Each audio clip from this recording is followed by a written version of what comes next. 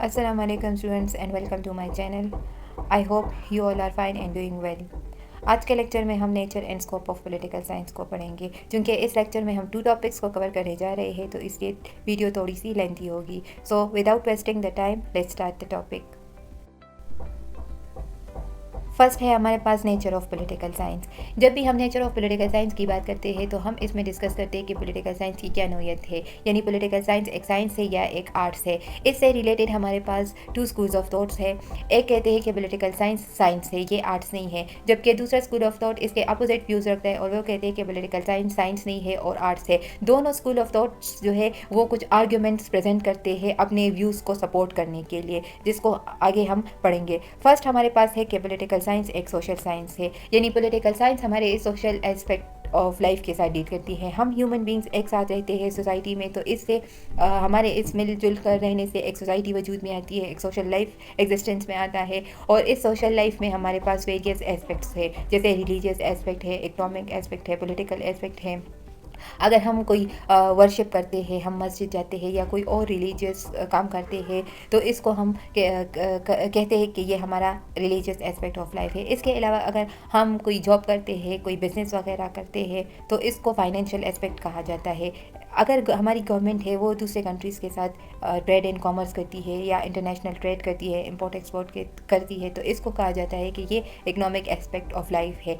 इसके अलावा हमारे पास एक पॉलिटिकल एस्पेक्ट ऑफ लाइफ भी है। पॉलिटिकल एस्पेक्ट में हमारे पास क्या आता है, फॉर एग्जांपल हम किसी पार्टी को सपोर्ट करते हैं, हम उसको वोट देते हैं, या हम खुद कोई पार्टी बनाते हैं, इलेक्शन कॉन्टेस्ट करते हैं, पावर में आते हैं, तो इसको कहा जाता है पॉलिटिकल एस्पेक्ट ऑफ लाइफ। और इस पॉलिटिकल एस्पेक्ट ऑफ लाइफ के साथ जो साइंस डील करती है तो उसको कहा जाता है पॉलिटिकल साइंस। तो पॉलिटिकल साइंस क्या है कि ये एक सोशल साइंस है और ये ह्यूमन बीइंग का जो सोशल एस्पेक्ट है, सोशल एस्पेक्ट में भी पॉलिटिकल एस्पेक्ट ऑफ लाइफ है, तो ये उसके साथ डील करता है। फर्स्ट हमारे पास है कि political science is not a science. जब भी हम नेचर ऑफ पॉलिटिकल साइंस की बात करते हैं तो जो हमारा मेजर क्वेश्चन होता है about the nature of political science, तो वो ये है कि whether political science is a science और इट इज़ एन आर्ट्स। तो फर्स्ट हम पढ़ते हैं कि political science is not a science और इसके बारे में जो भी आर्ग्यूमेंट्स है अगेंस्ट द नोशन, तो उसको पढ़ते हैं।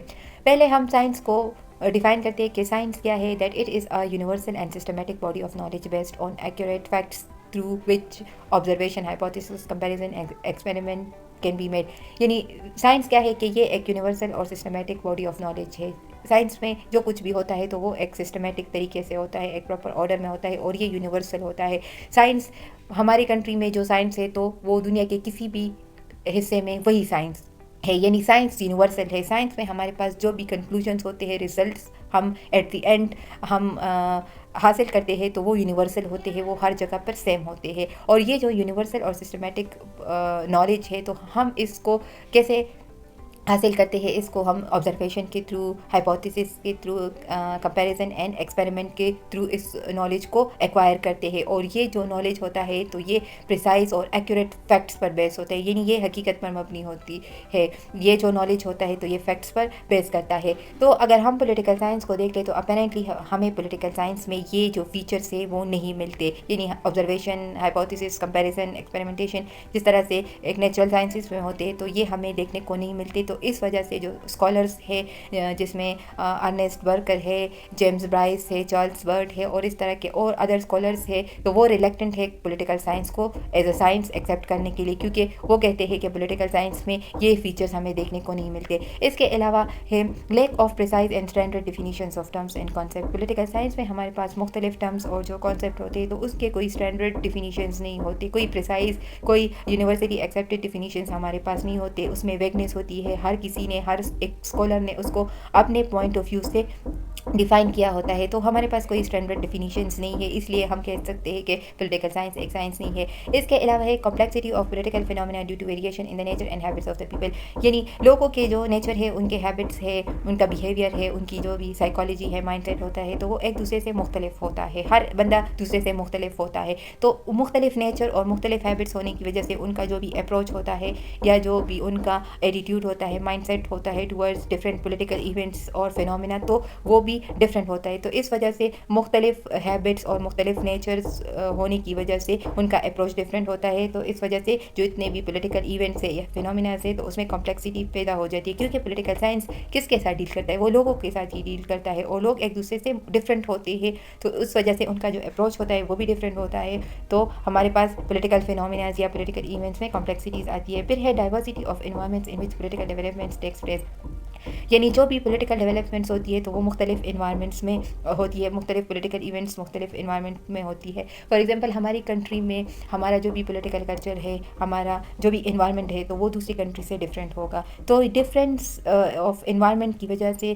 जो है जो भी पॉलिटिकल इवेंट्स है या पॉलिटिकल डेवलपमेंट्स है तो उनमें वेरिएशन होती है, उनमें डाइवर्सिटीज़ होती है due to different environments. Next हमारे पास है problem of experimentation to arrive at valid conclusion. जिस तरह से नेचुरल साइंसेज में हम प्रॉपर एक्सपेरिमेंट्स करते हैं, हम लेबॉर्ट्री में जाते हैं, वहाँ पर हम एक्सपेरिमेंट्स कंडक्ट करते हैं, तो पॉलिटिकल साइंस में हमें ये चीज़ देखने को नहीं मिलती। हमें यहाँ पर प्रॉब्लम और इश्यूज़ फेस करने होते हैं। नेचुरल साइंसेस की तरह हम यहाँ पर प्रॉपर एक्सपेरिमेंटेशंस नहीं कर सकते। तो जब हम प्रॉपर एक्सपेरिमेंटेशंस नहीं कर सकते तो हम किसी वैलिड कंक्लूजन्स या रिजल्ट्स जो है वो हम ड्रॉ नहीं कर सकते। तो इस वजह से इन डिफरेंट आर्ग्यूमेंट्स की वजह से जो है स्कॉलर्स जो है वो पॉलिटिकल साइंस को एज अ साइंस मानने से वो इनकार करते हैं कि पॉलिटिकल साइंस साइंस नहीं है, ये आर्ट्स है, क्योंकि यहाँ पर हमें वो चीज़ें देखने को नहीं मिलती जो कि नेचुरल साइंसेस में होती है, और जो हम नेचुरल साइंसेस में देखते हैं उसमें जो भी करैक्टरिस्टिक्स होती है वो यहाँ पर हमें देखने को नहीं मिलती, वो यहाँ पर मिसिंग है। तो इस वजह से वो इस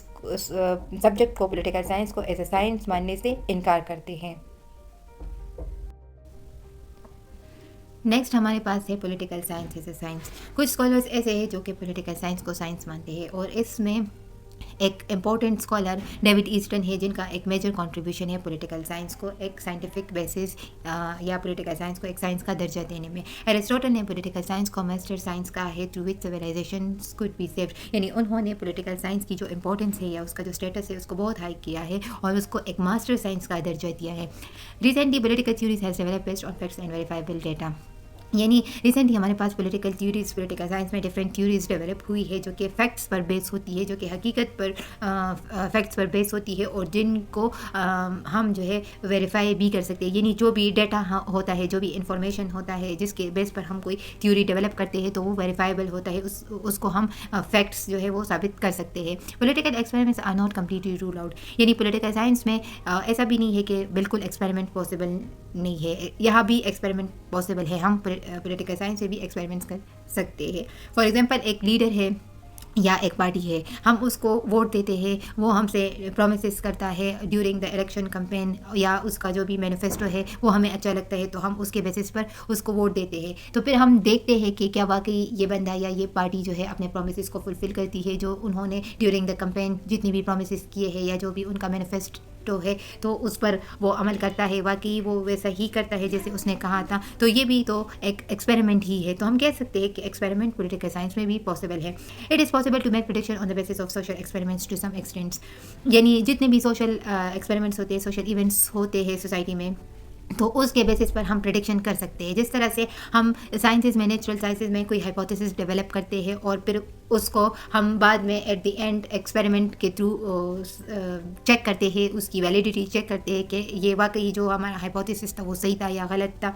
तो इसी तरह से पॉलिटिकल साइंस में भी हम जो है मुख्तलिफ सोशल इवेंट्स के बेसिस पर प्रेडिक्शंस कर सकते हैं। Broad conclusion can be drawn in political science such as independent and impartial judiciary and a free press are essential for democracy. हम पॉलिटिकल साइंस में भी नेचुरल साइंसेस की तरह जो है कंक्लूजन्स जो है वो ड्रॉ कर सकते हैं, रिजल्ट्स को ड्रॉ कर सकते हैं। जिस तरह से हम कहते हैं कि एक इम्पार्शियल और इंडिपेंडेंट जुडिशरी अगर किसी कंट्री में है, वहाँ का जो प्रेस है या मीडिया है अगर वो आज़ाद है, उस पर कोई पॉलिटिकल इन्फ्लुएंस नहीं है, तो ये वहाँ पर जो है डेमोक्रेसी फ्लरिश होगी, डेमोक्रेसी जो है वो अच्छे से एक अच्छे सिस्टम में और सक्सेसफुली जो है वो डेमोक्रेसी होगी वहाँ पर। तो ऐसे जो ब्रॉड कंक्लूजन्स है तो हम वो पॉलिटिकल साइंस में भी ड्रॉ कर सकते हैं। Empirical studies are based on careful observation and classification. Political science put hypothesis और assumptions to empirical verification. Empirical studies ऐसी स्टडीज़ को कहा जाता है जो कि थ्योरीज पर या एजम्पशंस स्पेकुलेशंस पर बेस नहीं होती, बल्कि वो प्रैक्टिकल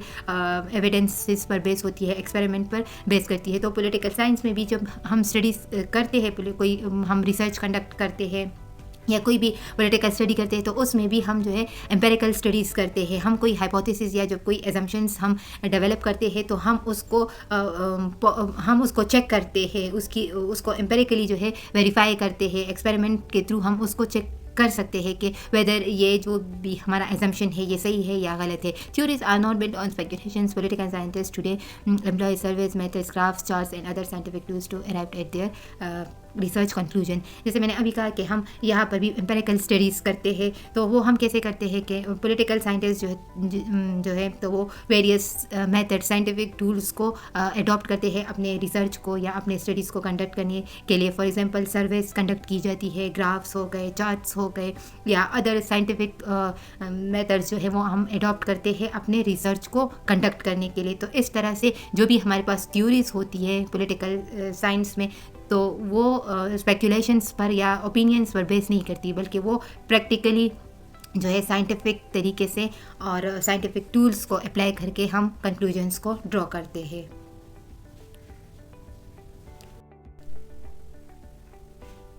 इसके बाद है हमारे पास political science is both a science and arts. यानी कुछ लोग ऐसे भी है जो पॉलिटिकल साइंस को साइंस भी मानते हैं और इसको आर्ट्स भी मानते हैं। और इस हवाले से जो एक इंपॉर्टेंट फिगर है हमारे पास है वो है अमेरिकन पॉलिटिकल साइंटिस्ट रॉबर्ट डल, जो कि पॉलिटिकल साइंस को एक साइंस भी मानते हैं और आर्ट्स भी मानते हैं। लेकिन ये लोग कहते हैं कि पॉलिटिकल साइंस साइंस है, लेकिन ये जो नेचुरल साइंसेस है या जो फिजिकल साइंसेस जिसको प्योर साइंसेस कहा जाता है, तो ये उसकी तरह नहीं है, लेकिन स्टिल ये साइंस है और ये साइंस भी है और ये आर्ट्स भी है। अब आर्ट्स क्या है? That it refers to the practical application of knowledge. Political science applies the knowledge about events for creating a good social and political order, hence it is an arts। जब हम कहते हैं कि पॉलिटिकल साइंस एंड आर्ट्स है, तो arts क्या है कि आर्ट्स जो भी हमारे पास नॉलेज होता है उसको जब हम प्रैक्टिकली कहीं पर अप्लाई करते हैं, उसकी नॉलेज की प्रैक्टिकल एप्लीकेशन करते हैं, उसको अप्लाई करते हैं, तो इसको आर्ट्स कहा जाता है। तो पॉलिटिकल साइंस में भी हम क्या करते हैं कि जो हमारे पास हम नॉलेज होता है हम उसको कहीं पर अप्लाई करते हैं। फॉर एग्जांपल, जैसे इससे पहले भी मैंने आपको एग्जांपल दी कि अगर एक कंट्री में जो उसकी जुडिशरी है वो इंडिपेंडेंट है या वो इम्पार्शियल है, यहाँ पर प्रेस और मीडिया जो है वो फ्री है, उस पर कोई पॉलिटिकल इन्फ्लुएंस नहीं है, तो वहाँ पर डेमोक्रेसी फ्लरिश होगी। तो ये क्या है? अगर हम सिस्टम को ये एक्नॉलेज है और अगर हम इसको प्रैक्टिकली अप्लाई करेंगे, सिस्टम को इस तरह से बनाएंगे कि जहाँ पर इंडिपेंडेंस ऑफ जुडिशरी को हम सिक्योर कर सके, प्रेस और मीडिया को फ्री रख सके, तो ये प्रैक्टिकल एप्लीकेशन ऑफ नॉलेज है। और ये जो प्रैक्टिकल एप्लीकेशन ऑफ नॉलेज है, तो इससे क्या होगा कि एक गुड सोशल और पॉलिटिकल ऑर्डर जो है वो क्रिएट होगा, हमारे सोसाइटी में स्टेबिलिटी होगी और एक गुड सोशल ऑर्डर होगा, यानी सोशल वेलबींग होगा। तो जब हम नॉलेज को प्रैक्टिकली अप्लाई करते हैं तो इसको आर्ट्स कहा जाता है। और पॉलिटिकल साइंस में भी यही होता है कि हम नॉलेज को प्रैक्टिकली अप्लाई करते हैं।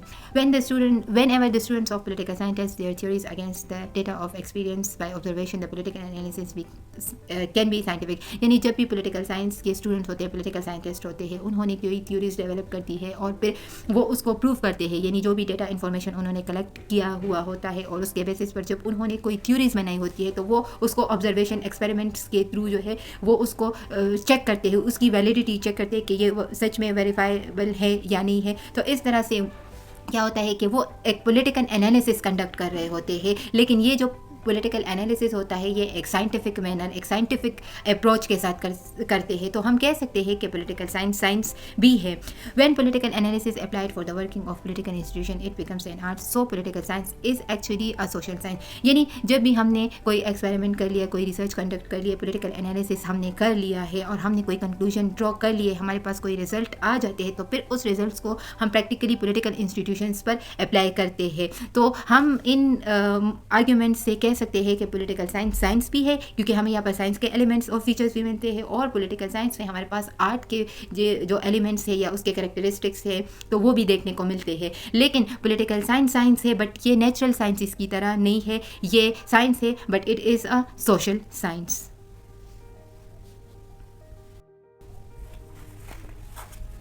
नेक्स्ट हमारे पास है scope of political science. Scope of political science का मतलब है कि political science as a discipline किन किन चीज़ों के साथ डील करता है या हम पॉलिटिकल साइंस में क्या पढ़ते हैं। तो फर्स्ट हमारे पास है study of state. Political science का जो सबसे इम्पोर्टेंट टॉपिक है वो है स्टेट, यानी हम इसमें पढ़ते हैं कि स्टेट क्या है, ये कैसे वजूद में आया, इसकी हिस्ट्री, इनिशियली एक स्टेट कैसा था, फिर किन किन स्टेजेस से गुजर कर वो प्रेजेंट डे जो स्टेट का शेप है या फॉर्म है उसमें कैसे वो कन्वर्ट हुआ, पहले जो है छोटी छोटी रियासतें हुआ करती थी जिसको सिटी स्टेट्स कहा जाता था, फिर with the passage of time फिर वो एम्पायर्स में कन्वर्ट हो गई, फिर उसके बाद डेमोक्रेसी का कॉन्सेप्ट आया और आजकल हम जो है मॉडर्न नेशन स्टेट का कॉन्सेप्ट हमें देखने को मिलता है। तो पॉलिटिकल साइंस में हम ये सारी चीज़ें स्टडी करते हैं कि एक स्टेट की क्या हिस्ट्री है, किन स्टेजेस से गुजर कर वो प्रेजेंट फॉर्म में आया है। इसके अलावा हम पढ़ते हैं कि एक स्टेट कैसा होना चाहिए, इसमें हम वेलफेयर कॉन्सेप्ट ऑफ स्टेट का तस्वुर भी पढ़ते हैं और एक इंडिविजुअल का और स्टेट के बीच में क्या ताल्लुक है इसको भी हम स्टडी करते हैं। नेक्स्ट हमारे पास है study of government. State can not exist without government. State जो है वो गवर्नमेंट के बगैर नहीं रह सकती क्योंकि इसका कॉन्सेप्ट ही पॉसिबल नहीं। स्टेट हमारे पास एक एब्स्ट्रैक्ट कॉन्सेप्ट होता है, वो खुद कुछ नहीं कर सकता, अपने पावर को और अपने विल को वो एक्सरसाइज करता है थ्रू इट्स गवर्नमेंट। यानी गवर्नमेंट क्या है कि वो स्टेट की एक वर्किंग एजेंसी है। स्टेट का जितना भी निज़ाम चलाया जाता है, उसके जितने भी काम होते हैं वो अपने विल और पावर को एक्सरसाइज करता है एक एजेंसी या एक मशीनरी के थ्रू जिसको हम गवर्नमेंट कहते हैं। तो पॉलिटिकल साइंस में हम गवर्नमेंट को स्टडी करते हैं, गवर्नमेंट के जो मुख्तलिफ ऑर्गन्स है, एग्जीक्यूटिव है, लेजिस्लेचर है और जुडिशरी है, उसको स्टडी करते हैं। एक गवर्नमेंट के क्या ऑर्गन्स है, वो कैसे काम करता है, तो इन सारी चीज़ों को हम स्टडी करते हैं पॉलिटिकल साइंस में। फिर उसके बाद है पॉलिटिकल सिस्टम्स, यानी हमारे पास दुनिया में मोर देन 200 स्टेट्स है, 200 से ज़्यादा कंट्रीज़ है। हर एक कंट्री का अपना एक पॉलिटिकल सिस्टम्स होता है। पॉलिटिकल सिस्टम्स में क्या क्या चीज़ें आती है कि गवर्नमेंट है, एग्जीक्यूटिव है, लेजिस्लेचर है, इसके अलावा पॉलिटिकल पार्टीज़ हो गई, प्रेशर ग्रुप्स हो गए, इंटरेस्ट ग्रुप्स हो गए, तो ये सारी चीज़ें मिलकर एक पॉलिटिकल सिस्टम बनाती है। तो पॉलिटिकल साइंस में हम क्या करते हैं कि मुख्तलिफ कंट्रीज़ का जो पॉलिटिकल सिस्टम्स है उसको हम स्टडी करते हैं। इसके बाद है the study of national and international problems and politics. Political science में हम जो हमारी नेशनल पॉलिटिक्स है या जो इंटरनेशनल लेवल पर जो पॉलिटिक्स हो रही है या जो प्रॉब्लम्स है वो कंट्रीज फेस करती है तो उसको हम स्टडी करते हैं।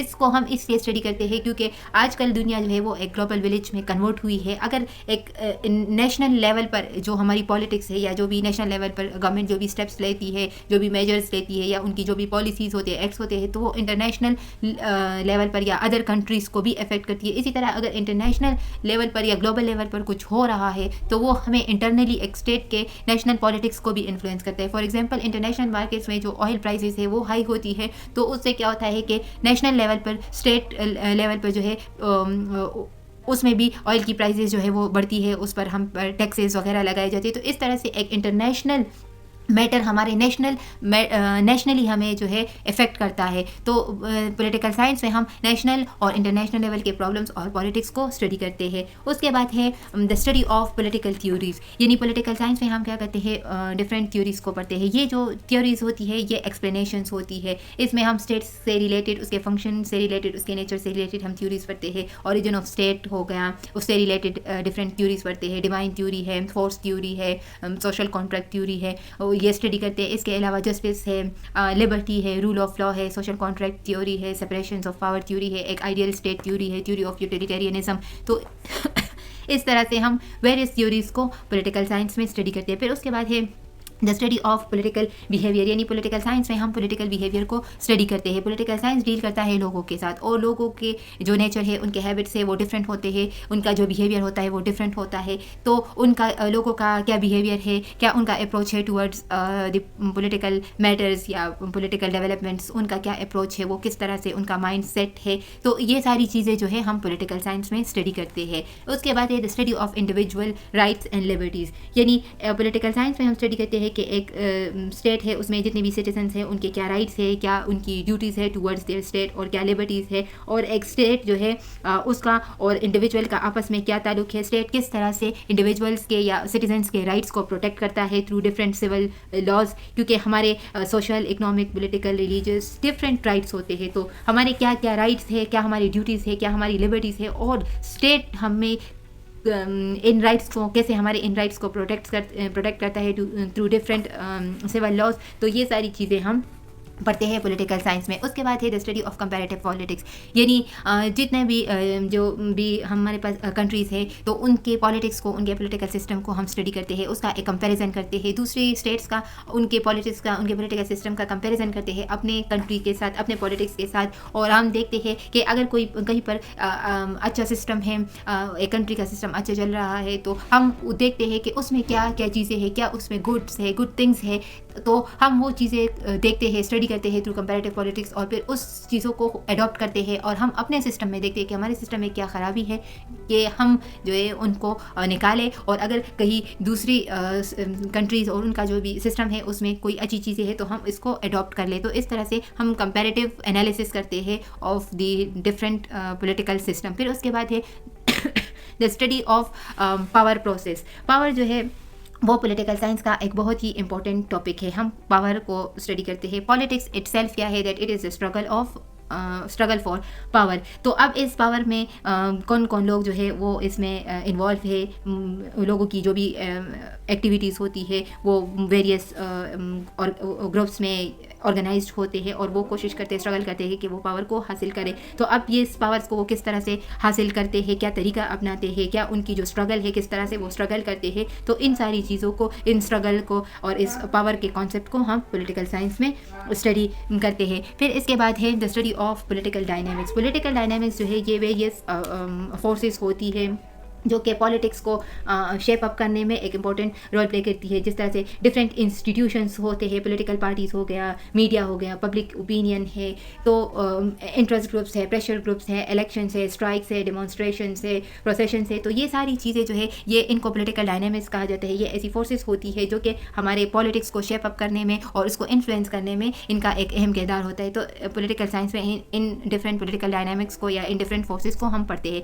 फिर उसके बाद है political science and international relations. Political science और इंटरनेशनल रिलेशंस का एक बहुत ही गहरा कनेक्शन है, क्योंकि हम पॉलिटिकल साइंस में स्टेट को स्टडी करते हैं, तो एक स्टेट जो है वो आइसोलेशन में नहीं रहता, उसके दूसरे स्टेट्स के साथ रिलेशंस होते हैं और उन स्टेट्स के साथ वो रिलेशनशिप डेवलप करता है। तो इस तरह से समटाइम्स जो है कॉन्फ्लिक्ट्स आते हैं, स्टेट जो है दूसरे स्टेट्स के साथ कॉन्फ्लिक्ट में आ जाता है, कभी स्टेट्स जो होते हैं वो कॉपरेशन में आ जाते हैं, और ये जो कॉन्फ्लिक्ट्स है या जो कॉपरेशन है जो कि स्टेट्स एक दूसरे के साथ करते हैं, तो इनके पीछे कोई मकसद होता है, हमारे कुछ नीड्स होते हैं जिसको हम नेशनल इंटरेस्ट कहते हैं। तो इस नेशनल इंटरेस्ट को फुलफिल करने के लिए स्टेट्स दूसरे स्टेट्स के साथ रिलेशंस इस्टेब्लिश करते हैं। तो स्टेट्स के साथ जो है स्टेट का जो ताल्लुक है यहाँ पर स्टेट इन्वॉल्व है, वो दूसरे कंट्रीज़ के साथ रिलेशनशिप डेवलप कर रहा है। तो इसलिए हम कहते हैं कि पॉलिटिकल साइंस में हम इंटरनेशनल रिलेशंस को कवर करते हैं। इसके अलावा हम पॉलिटिकल साइंस में वेरियस इंटरनेशनल ऑर्गेनाइजेशंस को पढ़ते हैं, जिस तरह से लीग ऑफ नेशन है या यूनाइटेड नेशंस ऑर्गेनाइजेशन है, इसको हम स्टडी करते हैं पॉलिटिकल साइंस के स्कोप में। इसके अलावा जितने भी नॉन स्टेट एक्टर्स हैं, एनजीओज़ है, एमएनसीज़ है, उनको भी स्टडी करते हैं, क्योंकि वो भी उनका भी स्टेट के साथ कनेक्शन होता है, वो स्टेट में ऑपरेट करते हैं। तो उन सारी चीज़ों को भी हम पॉलिटिकल साइंस में स्टडी करते हैं। इसके अलावा हम पॉलिटिकल फिलोसफी या जिसको हम पॉलिटिकल थ्योरी भी कहते हैं या political thought, Aldous political theory, political thought और पॉलिटिकल फिलोसफी में फ़र्क है, इन तीनों कॉन्सेप्ट्स में फ़र्क है, लेकिन हम इनको इंटरचेंजेबली यूज़ करेंगे। मैं किसी और वीडियो में डिटेल से इसके रेफरेंसेस बताऊंगी।